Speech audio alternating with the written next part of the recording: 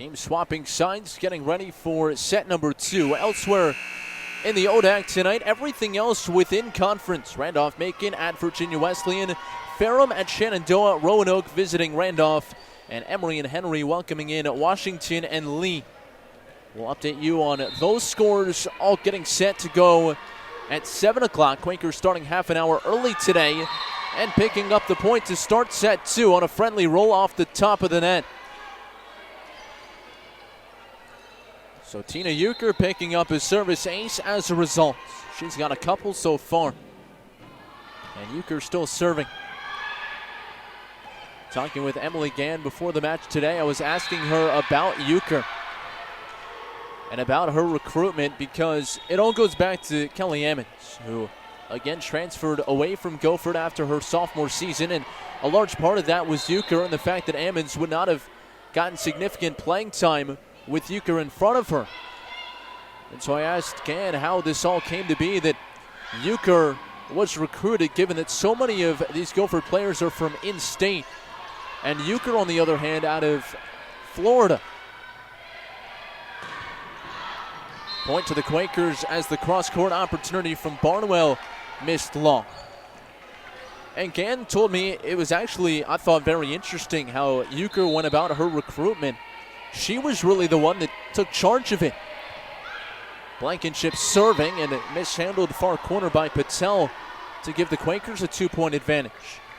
Euchre was working with a recruiting agency, and she sent out a mass email targeting schools that fit a certain profile. She was looking for a small liberal arts school the way Guilford is.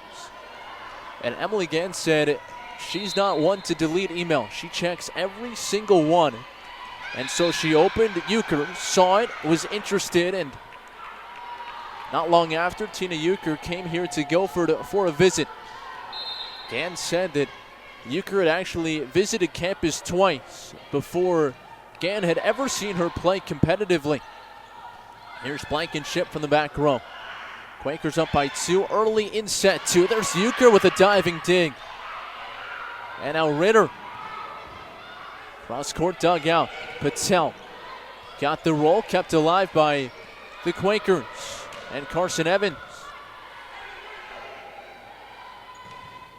And now a big block at the net. Ritter and Bolden combining to give the Quakers a 5-2 lead. So eventually Gann did make the trek to see Euchre play. She saw her in a tournament in Atlanta. And Gann said it was a long weekend getaway. That was 4 days of volleyball and 4 stops and a lot of driving. Here's Ritter, dug out nicely by Batensky. Going on 2 is Reisenbach. It's snuffed out. Here's Ritter again. Quakers up 3. Ritter tried to drop it in the middle. Back set by Reisenbach. Barnwell picks up the point.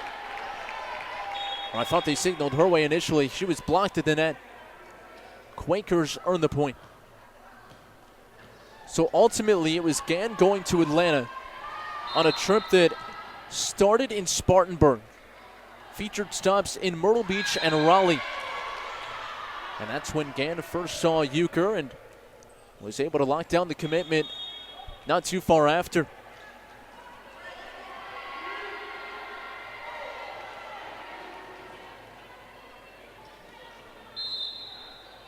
So Ammons was second in line. She's serving now. And ultimately, after her freshman year, decided to go to a situation where she would get more playing time as she has here with the Battling Bishops. Emily Gann thought that was tipped. Battling Bishops credited with the point, 6-4. It's a 2-point advantage for the Quakers. Bad timing that opportunity. Ritter caught flat-footed after she came down. And now it's a 1-point lead for Guilford. But in terms of Ammons and Euchre, Gann said she always tells players where she has them on her depth chart as she's recruiting them. And she said although Ammons transferred and made the decision that Kelly felt was best for her, it was never a mystery that Tina was going to be the starting center. When play opened 4 years ago. 7-5. Kylie Crook on to serve, making her first appearance, a senior from Spokane, Washington. And a cross-court kill for Patel. So Crook, who's played in only 4 matches this season, getting some playing time. She's up front with all red, or at least will be after the ball's in play. Here's Tompkins, and missed it long. Close to the end line, a little too much juice on it. And we're even at 7. First tie this match aside from 0-0. Quakers out of system, must get it over and do. And a 2-touch set from Ammons, point to the Quakers.